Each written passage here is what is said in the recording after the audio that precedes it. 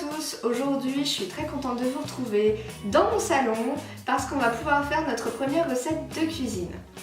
Je vous filme pour l'instant mes recettes dans ma salle à manger simplement parce que dans la cuisine c'est plutôt petit et la luminosité n'est pas bonne du tout. Ce qui fait qu'ici je vais avoir pas mal d'espace, j'ai pas mal de fenêtres et je trouve qu'on me voit assez bien, donc ça va être mieux de filmer ici. Alors aujourd'hui on va cuisiner un plat qui se mange surtout en hiver quand il fait très froid comme en ce moment et qui va nous réchauffer, pas coûter très cher hein, parce que souvent les débuts d'année elles sont un peu catastrophiques après les fêtes de Noël etc. Et surtout qui va bien nous remplir l'estomac pour quelques jours. Donc voilà, ça va être la soupe au lard. Donc pourquoi la soupe au lard? Simplement parce que ça va cuire dans un bouillon. Et dedans on va mettre de la rouelle de porc hein, qui fait environ 5 € le kilo si je ne me trompe pas. Et pas mal de légumes que je vais vous montrer tout à l'heure qu'on a en toute logique toujours en hiver. Hein. Mais ne vous inquiétez pas, c'est super simple comme recette. On se lance. Pour cette recette, vous aurez besoin d'une rouelle de porc, de quelques pommes de terre. Je vous conseille de ne pas prendre des pommes de terre à purée sinon elles vont se débouliquer dans le bouillon. D'un kilo de carottes, d'un céleri et de quelques poireaux.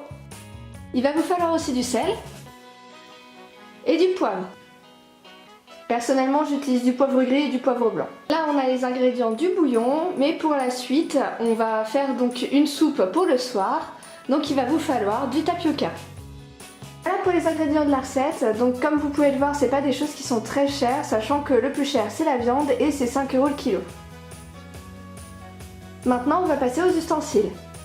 Au niveau des ustensiles, vous aurez besoin d'un faitout, d'une planche à découper, d'un couteau bien aiguisé, de la ficelle de cuisine, d'un économe. Personnellement j'utilise l'économe américain pour les carottes, c'est 2 fois plus rapide, d'un écumoire et d'un chinois. Voilà pour les ustensiles, bien sûr il vous faut aussi de l'eau pour le bouillon. Pour commencer, vous allez prendre votre rouelle de porc et comme moi, j'aime pas trop quand elle est super grasse, je vais enlever la couenne qu'il y a autour. En gros, c'est la partie qu'il va y avoir ici. Vous voyez bien le gras, c'est comme sur du jambon. Voilà, comme vous pouvez le voir, j'ai enlevé la couenne et j'ai laissé un petit peu de gras qui va donner du goût au bouillon. Donc c'est la seule manip qu'il y a à faire sur la viande, il ne faut pas toucher à l'os ni au gras qu'il y a autour. Maintenant, on va pouvoir mettre de la ficelle autour de la viande pour la maintenir pendant la cuisson. Voilà, j'ai ficelé ma viande, donc comme vous pouvez le voir, il y en a 4 sur la largeur et une sur la longueur pour que ça tienne bien. L'étape d'après, c'est de mettre la viande dans l'eau froide, dans le faitout. Donc en gros, il faut que l'eau froide recouvre la viande et même un petit peu plus pour pouvoir cuire vos légumes après. Là, vous voyez que ma viande, je l'ai mise dans un récipient dans l'eau simplement parce que je suis sur de l'induction et que sinon ma viande va cuire directement comme dans une poêle. Donc j'ai trouvé cette astuce de la mettre dans un panier qui ne touche pas le fond. Donc là, voilà, on porte à ébullition et après on écume. Pendant ce temps, on a épluché et coupé grossièrement les carottes. On va les laisser comme ça, on les coupe surtout pas en rondelles. On va aussi préparer nos poireaux, donc on va couper les verres, on va en laisser un tout petit peu, enlever les racines et les passer sous l'eau. Voilà, j'ai préparé mes poireaux, sachant qu'ils vont pas mal réduire dans le bouillon, je vais essayer de les maintenir avec un peu de ficelle, on va voir ce que ça va donner. Maintenant je prends mon céleri et je vais le préparer, donc je vais prendre environ 6 branches de l'extérieur. Je vais couper la racine et les feuilles je vais les garder, je vais les congeler pour faire une soupe à la tomate plus tard. Surtout ne les jetez pas, hein, ça sert toujours dans toutes les recettes. Moi je vais garder voilà 6-7 branches environ. Voilà, mes premiers légumes sont fin prêts. Maintenant je vais aller écumer ma viande parce que c'est en train de bouillir. Vous pouvez voir qu'il y a un petit peu de gras et de dépôt à la surface de l'eau, donc on va écumer, enlever ce gras et après on va mettre les légumes dans l'eau. Une fois que votre viande a été écumée, alors ça dépendra du morceau de viande que vous avez acheté, de la qualité etc. Moi j'avais pas grand chose à écumer. Vous allez mettre donc vos légumes comme moi j'ai fait ici, donc j'ai coupé mes poireaux en deux simplement parce que ils passaient pas.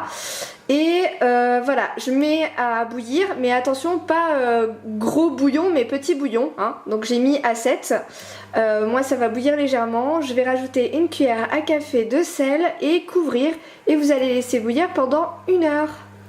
Bien sûr, pendant ce temps, je vous invite à éplucher vos patates et à les couper si elles sont grosses comme les miennes. Ça cuira mieux si vous les coupez parce que là, elles vont cuire pendant 30 minutes. Et ça fait 1 heure que ça cuit, donc on va pouvoir ajouter les pommes de terre pour une demi-heure de cuisson en plus.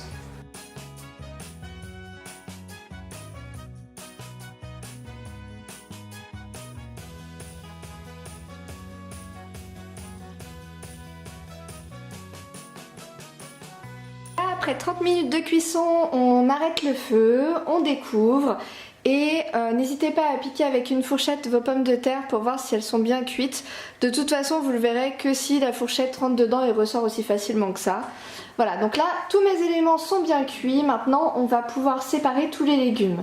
Donc moi, ce que je vous conseille, si vous êtes comme moi, la plupart des gens le sont, vous jetez le céleri parce que de toute façon, voilà, il a donné son goût au bouillon et à manger, ça va pas être terrible. Donc vous jetez le céleri, vous gardez les poireaux pour les faire en vinaigrette à part, parce que ça c'est vraiment le meilleur moyen de les manger. Et vous mettez les pommes de terre, carottes de côté et la viande de côté. Je vous montre ça tout de suite. Surtout, vous gardez le bouillon, l'eau, tout ce qui est à l'intérieur, les sucres, tout, vous le gardez parce qu'on va pouvoir faire la soupe au tapioca avec. Voilà, vous voyez ce que ça donne à la fin de la recette une fois que vous avez décomposé tous les éléments. C'est-à-dire que ici, on a les poireaux, donc on fera en vinaigrette après. Vous voyez que la ficelle a super bien tenu les éléments, ça c'est parfait. Là, on a la rouelle de porc qui a très bien cuit. Ici on a les pommes de terre et les carottes. Bon, les carottes sont en dessous, hein, mais ça a super bien cuit et vous voyez qu'il y en a pour plusieurs jours. Ici on a le bouillon qu'on va faire en tapioca juste après pour faire la soupe du soir. Et le céleri a été jeté. Pour accompagner mon plat de ce midi où je vais manger un petit peu de rouelle de porc et un petit peu de pommes de terre carottes écrasées, je vais accompagner tout ça pour relever d'une mayonnaise à l'ail. Donc c'est une mayonnaise à l'ail maison, c'est très simple à faire. Pareil, si vous voulez la recette, vous me la demandez en commentaire, il n'y a pas de souci. Voilà, donc là on va manger un petit peu notre repas avec Antoine tant que c'est chaud. Et juste après je vous fais la recette du tapioca avec le reste de bouillon. Alors on va maintenant passer à la recette de la soupe qu'on boira plus généralement le soir pour se réchauffer. Alors là on prend tout simplement le bouillon, un autre faitout qui est un petit peu plus court sur pattes, hein. Moi ça va être plus pratique pour faire le tapioca là-dedans. Et notre chinois.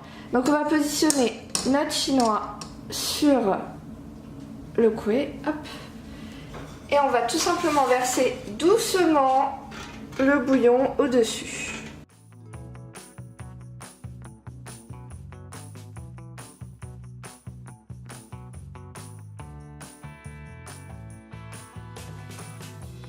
Une fois que vous avez passé votre bouillon au chinois, vous allez pouvoir le porter à ébullition et une fois qu'il sera bouillant, vous allez pouvoir ajouter le tapioca. Donc selon vos goûts, hein, moi je préfère quand la soupe est légère, donc je vais mettre que 3 cuillères à soupe par litre de bouillon. Et si vous préférez que ce soit vraiment plus épais et plus consistant, vous pouvez mettre jusqu'à 5 cuillères à soupe par litre, il n'y a pas de souci.